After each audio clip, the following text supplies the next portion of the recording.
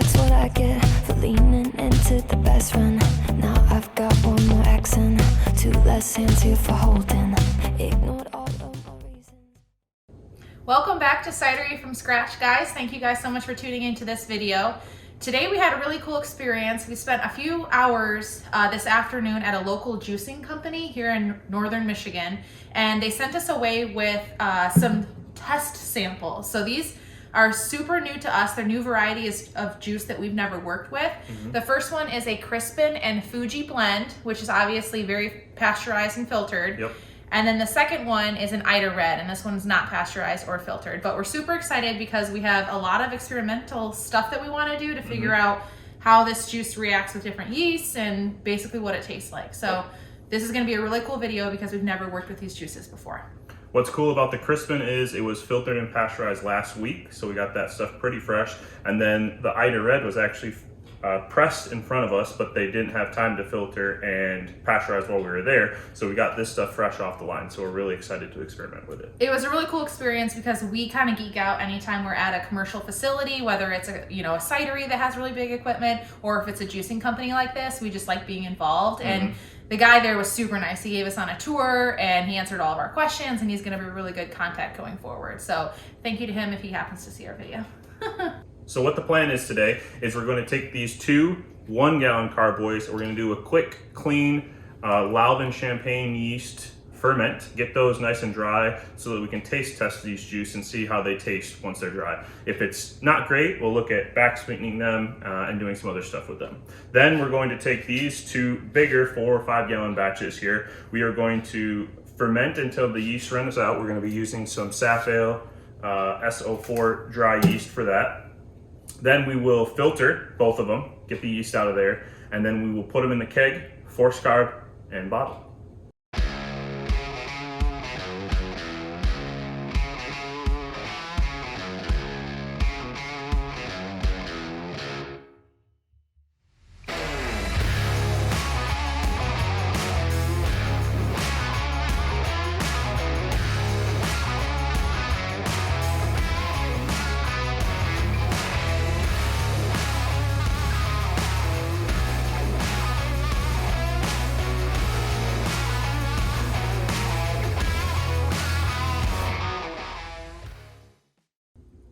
Okay, we've got 1 gram of Lalvin EC118 champagne yeast that's been rehydrating in a little bit of warm water. Go ahead and dump that in here.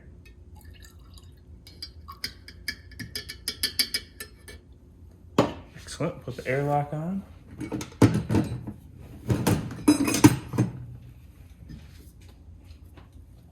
Then we'll put our mixture in the Cider Red.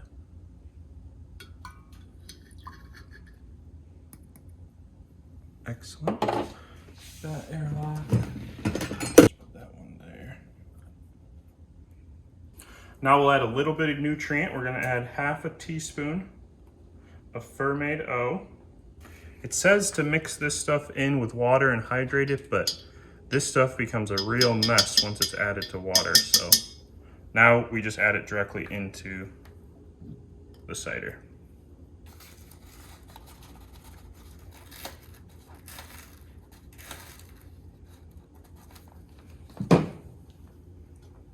Thank you. Perfect. Now, as you can see down here, our Safale yeast has been hydrating nicely. So we'll go ahead and dump those in now. So this is a little bit less than 5 gallons, so we're using about 7 grams of Safale. Adding half a teaspoon Ferment O for nutrients.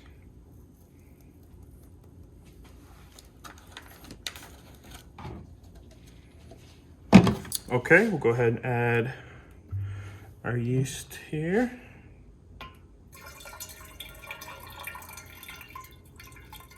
Oh, Gotta go fast. If I go fast, it'll all come out the side. Oh, I see.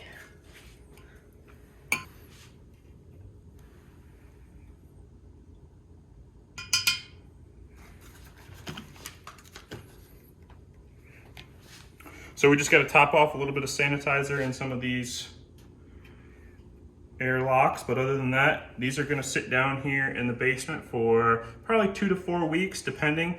The Lalvin champagne yeast is definitely a quicker fermentation, so that might even take a little bit less than 2 weeks. Ale yeast, they definitely take a little bit longer, so these two might push closer to 4 weeks. Then we will check in, make sure they're good to go, check our gravities, and hopefully we'll get to filtration. Okay, now we need to take measurements of these two 5-gallon batches. Each of these we used a ale yeast to ferment with, so we have to find out if that fermentation is complete.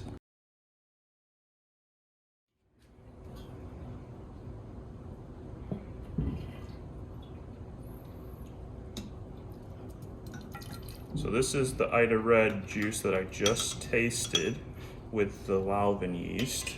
So let's see where it stacks up and what it tastes like.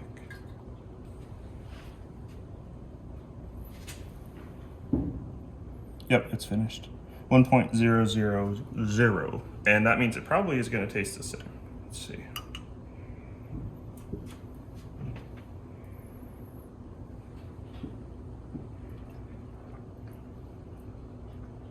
Just ever so slightly less tart, but still very tart. So that'll, as planned, that'll be going into the keg. Okay, now we're gonna use this big bucket, get our measurements for the last batch, and then we're gonna immediately rack it.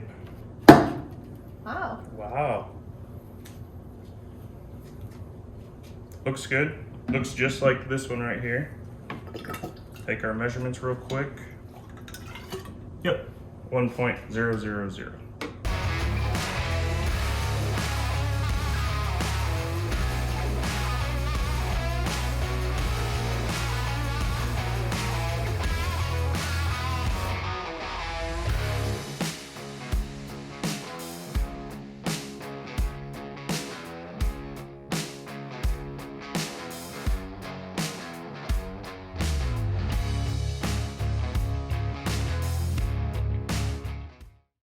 So this batch is obviously a lot cloudier because it's unfiltered juice. So we're probably gonna have to rack this one a couple of times to get it clear. Obviously we're gonna filter as well.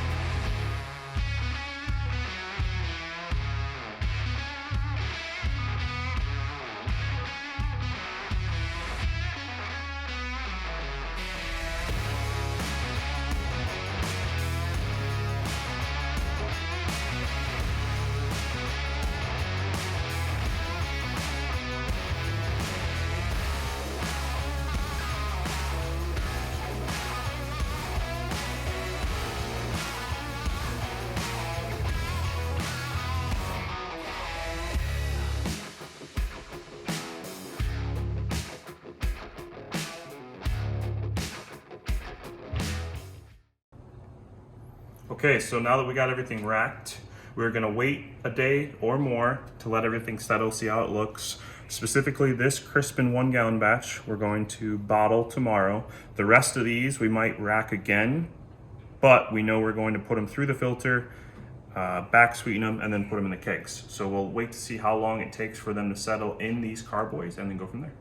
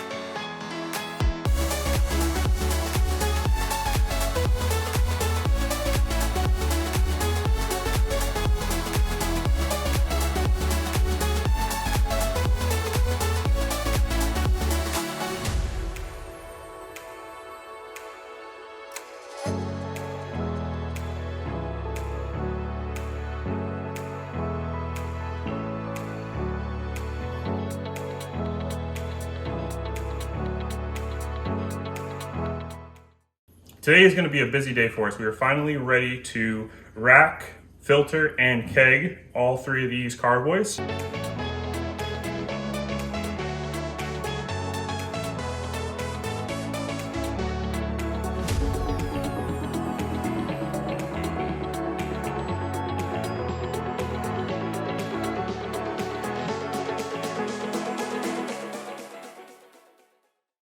Okay, ready? I think so.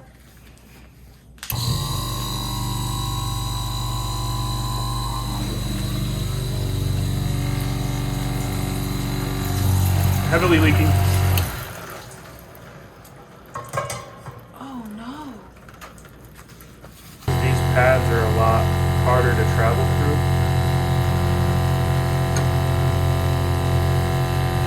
Yeah, we have no leakage anywhere but the pads.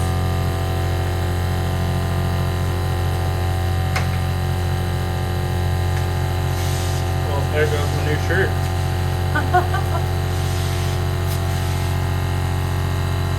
That's a lot of leakage. How did we look? Probably about halfway.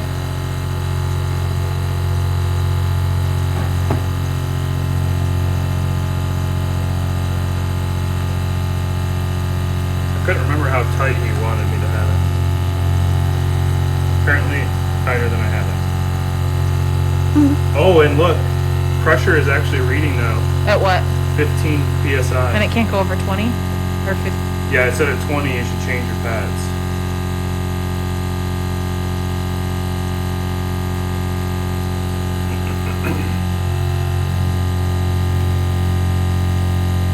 Did you record it spraying out? Oh yeah. Did you get it on your clothes? Yeah. A little. Oh, not that bad. I didn't know how to turn it off. You know what I mean? I was just staring at it trying to figure out what to do. There's a lot more drippage. Good thing we used the pool, my God. Yeah.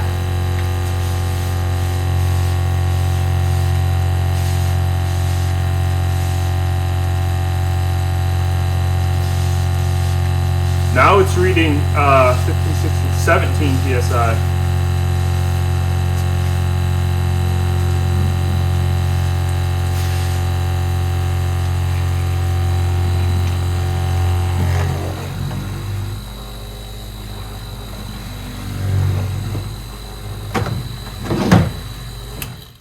So, a bit of a difference here. And the big difference was we had juice squirting, cider squirting everywhere. I didn't tighten this nearly as much as I did last time. And the other thing was we're using the very, very fine 0.5 micron pads. These are the number 3 pads. And clearly, visually we can't tell, but they filter a lot harder and a lot more. Last time we didn't have any sort of PSI reading on this gauge, and we were between 15 and 18 PSI this time. So these finer pads definitely are filtering. So definitely learned, and we're really glad that we had this this pool. This pool saved us. That would have been a big mess without the pool. So after that slight debacle, we've sanitized, we've cleaned, got all set up for our last carboy here to get filtered. We had to use new pads because obviously those pads were destroyed with the juice. Learning curve. Last time it was too easy. It was about time that we had some hiccups. All right, so we'll go ahead and saturate these with our clean water. I'm not too worried about this cider. This is our Crispin Juice that was already filtered and pasteurized. So this should go through here pretty easily, but definitely want to take our safety precautions. We've got our second 5-gallon keg here, straight from the Pepsi lovers. We sanitized the crap out of this bad boy. Ready? Good. Oh. Plug her in. I forgot to plug her back. You're tight on the pads over there? Like really tight? Yeah. Yep. Like I told the audience, I'm not too worried about this juice. All right. The audience. Go ahead. Ooh.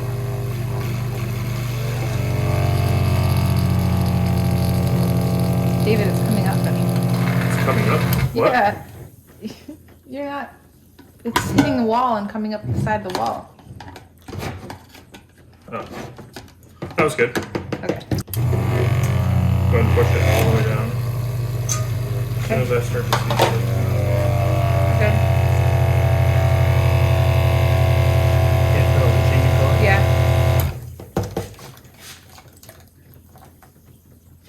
This is odd. Okay. Ready? Yep.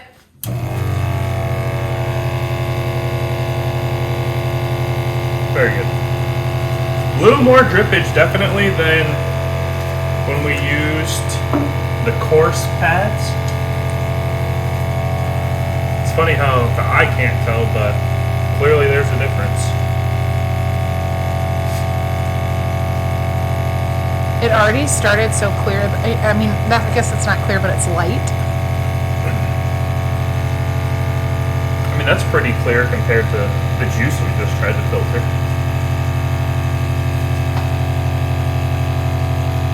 Smells good.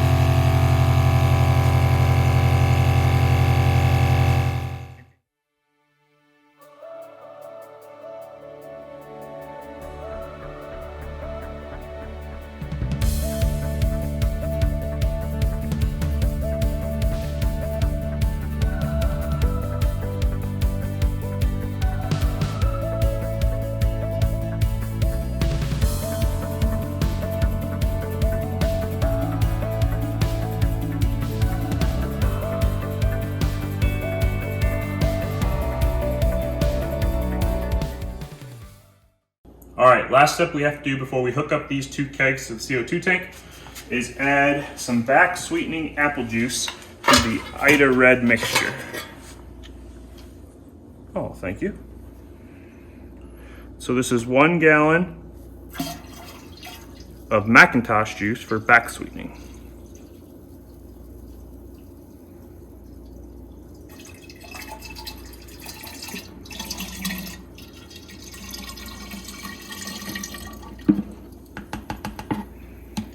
Perfect. Okay, now we're gonna tighten all our connections. I think these ones are already good to go. Good. Good. I know these are good, right? We already tried those. Mm-hmm. Tighten up these ones. Oops, if I go the right way. Okay, let's give each of these a quick shake. Make sure our back sweetening juice mixes well. Feels good.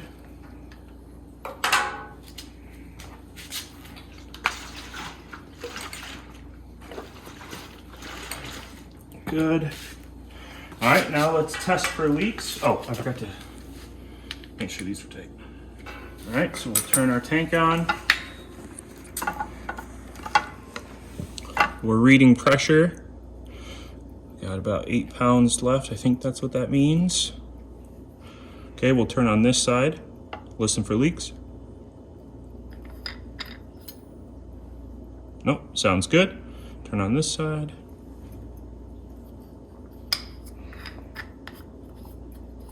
We've never used 2 before. We use it for the bottling wand. Perfect. Purge these lines real quick. Okay. See if we got any pressure in the kegs we can purge. Okay, perfect. Okay. Now we're gonna hook in our inlines here.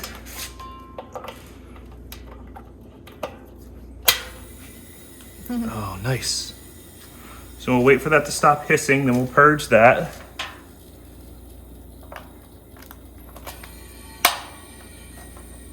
That one felt a little weird, but it's not coming on. All right, so we'll purge this one. Get rid of any oxygen headspace. Okay.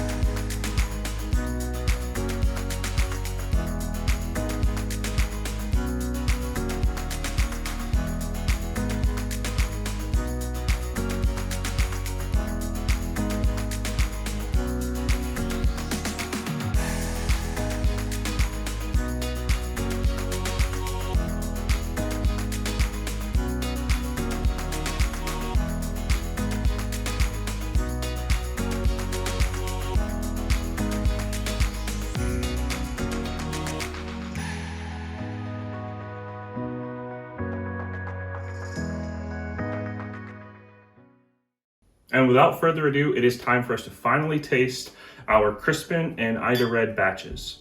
First thing we have here is our bottle carbonated Crispins. We've got one without any sort of flavoring added, and then we have one that has a little bit of apple essence. So we're gonna try and see if that adds anything to it. So first, let's do without apple essence.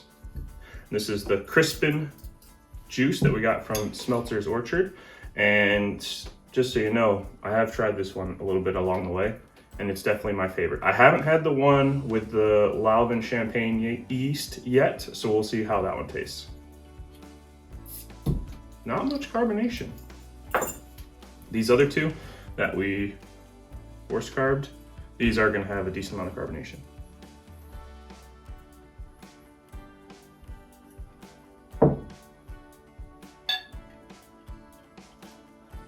That looks okay. That looks good, yeah. I love the color of this. Ooh. As you may or may not know, Rachel is currently pregnant, so she's my sniff tester today. You know what and it I'll be smells the like? drink tester. Did you say this was Lalvin or no? Yeah. Yeah, I can smell, it smells a little bit like champagne. Does it really? Yeah. To me. Maybe that's, I didn't know what to say. Maybe that's what it is.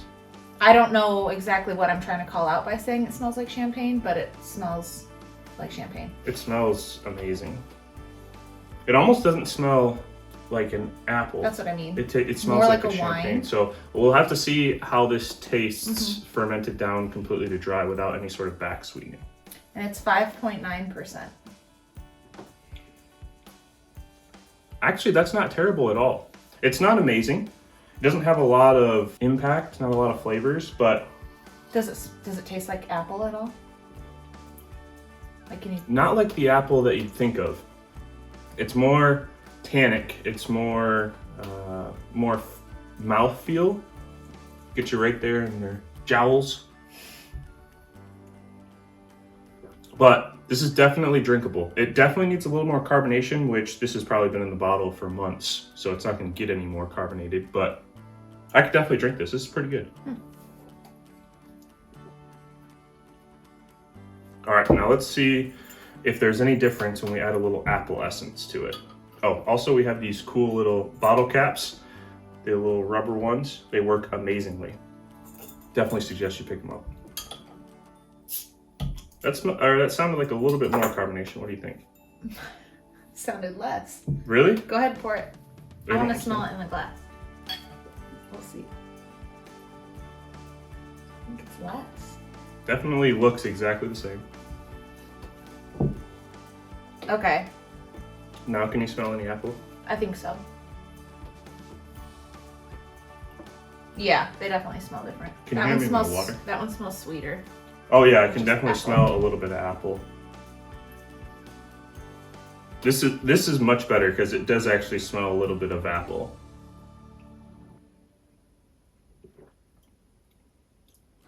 Definitely doesn't change anything in the flavor, but the smell That's good. is definitely you more want pronounced. it to smell more like apple than champagne. Yeah. This like- is definitely my kind of a cider though. If you were to hand me this, I'd be able to tell you it's a cider just based off the smell. Yeah. That I don't think Yeah, I you're would. not sure. I would be like wine, champagne. I wouldn't be able to tell you. By the way, I forgot to tell you, these are dry. These are bone dry. Yeah. They're very good. A lot of our first couple of cider recipes that we've had, when we've made them bone dry, they're too sour, too tart. Mm-hmm. This one is neither of those. It has a little bit of tannic mouthfeel, has a little bit of sourness towards the end, but it's definitely drinkable. I really like this juice, the Crispin apple juice. I think that's definitely something we should look into potentially planting. I can see that in the future. All right, so this is where it's gonna get crazy. I know there's gonna be a lot of carbonation in this one. This one was back sweetened. We're at 4.7% ABV, still the Crispin juice. The only difference is we force carbed it and then used our bottle wand. So let's see how much carbonation. That wasn't too bad actually. But it was significantly more than the first. Oh yeah, two. there's gonna be a lot, but I was expecting much more. This might be perfectly carbonated. Usually, if it's too carbonated, you can see bubbles skyrocketing to the top.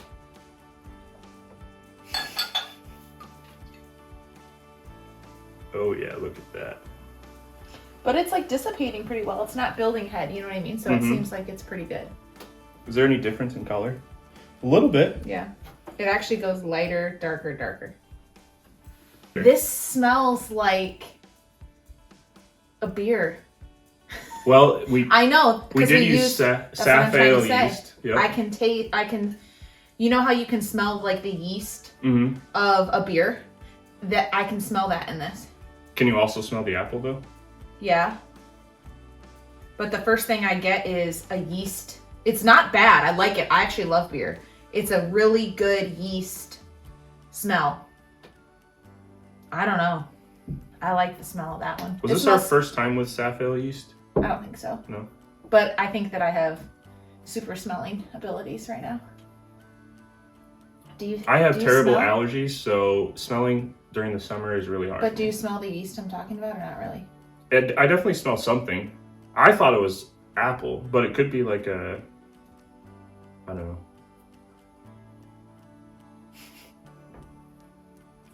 Whoa. That's like a champagne-y carbonated. Like very carbonated, you mean? Too much? Definitely too much carbonation. I can tell that there's a little bit of sweetness in there from when we back sweetened it, but nothing overpowering at all. It's very, very mild sweetness. Something to take the little bit of the dryness edge off in the beginning. All right, so for our last one here is that Cider red juice that was unfiltered at first.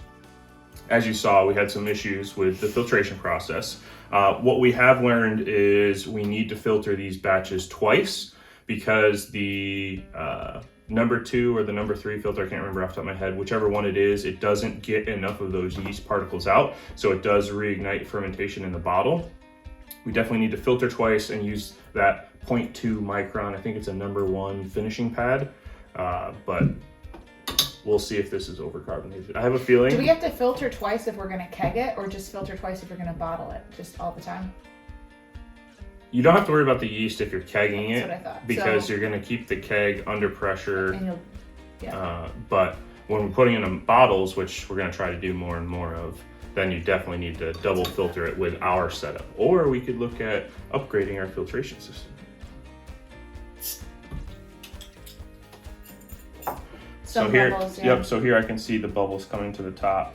So this one's definitely going to be very carbonated.